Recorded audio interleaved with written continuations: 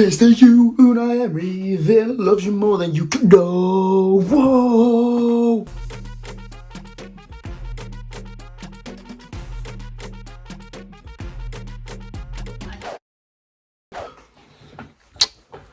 Mamma mia, that was unbelievable. Another brilliant performance, exactly, almost mimicking the City one.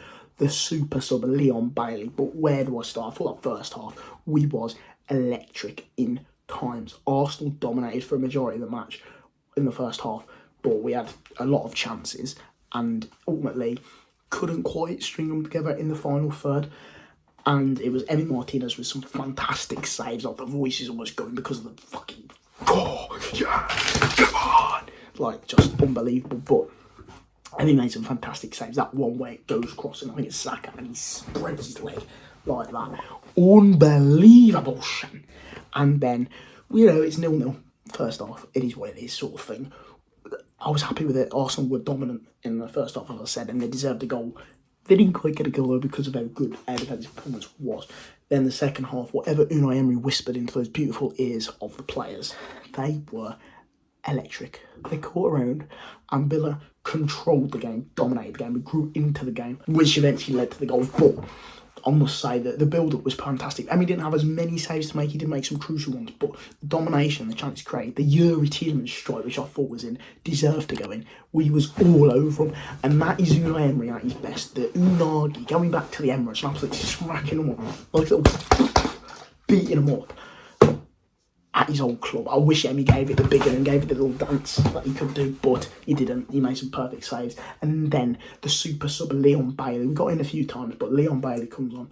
Moreno, the subs were brilliant. Moreno comes on. The fresh legs at left back is beautiful. He comes in behind, crosses it in, and that man is there again. Samina Mina, Leon Bailey, Samina Mina, he's a winger. He's from Jamaica. Samina Mina, Leon Bailey, Samina Mina, he's a winger.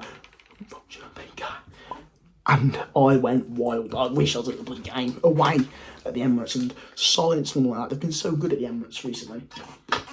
Villa turn up the doorstep and we do the bloody double over. That's what we can do. I just love to see the evolution from Dean Smith. He brought us into the Prem and then battling relegation, obviously, surviving with that goal, Grealish at West Ham, and then building upon that. Obviously, we had the blip with Gerrard, but then the Unai Emery building from relegation to fighting against these big dogs like Arsenal, Man City, Liverpool, really actually, giving it a good go and like controlling games, not being sort of the underdog and just scoring 1 or 2 and, oh wow, it's a one-off result. We've done it twice against Arsenal. Yes, City, Foden just turned up and destroyed us and we weren't playing full squad at that game against Man City, but and the Liverpool one as well, to be fair, they outclassed us, but against Arsenal and that City one at Villa Park, we dominated and was unbelievable.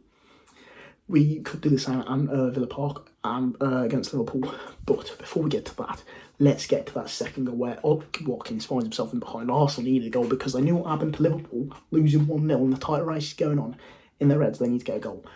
Ollie Watkins exposes the line and bang, it's 2-0. He started from his own half. I can't speak, but he started from his own half. What are they trying to get offside for? We was perfect with our offside trap. Arsenal went, Watkins gets in, bang. He's so close to Haaland. In my opinion, he's the second best Premier League striker, period. He should be the starting, not going to the Euros with Harry Kane. You know what I mean? Haaland's had an off-season, but Ollie Watkins, in my opinion, probably better than Haaland this season as it stands. Incredible stuff, and I must say that wrapped it up nicely. Unai Emery was celebrating for joy. It helps us as the top 4 race as well. Spurs obviously getting spanked by Newcastle. We've technically helped City and Liverpool because Liverpool lost. City now are first by 2 points. If I'm thinking about the title race, I can't see City slipping up, especially dropping 2 points. The only game I look at is maybe Spurs, and if they have an off game against like a Brighton or a team that might be a little bit tricky, but ultimately, in this part of the season, City do not lose, and I feel like Liverpool and Arsenal this week have shot themselves in the foot, but who cares, because Aston Villa are here to stay and compete, and obviously next season, if we do get the Champions League, which I'll fingers crossed we do now, we've still got some hard fixtures coming up, but it'll be a lot harder, but we've dealt with it with the Conference League. That's a massive confidence boost after a poor form before the Lille game as well.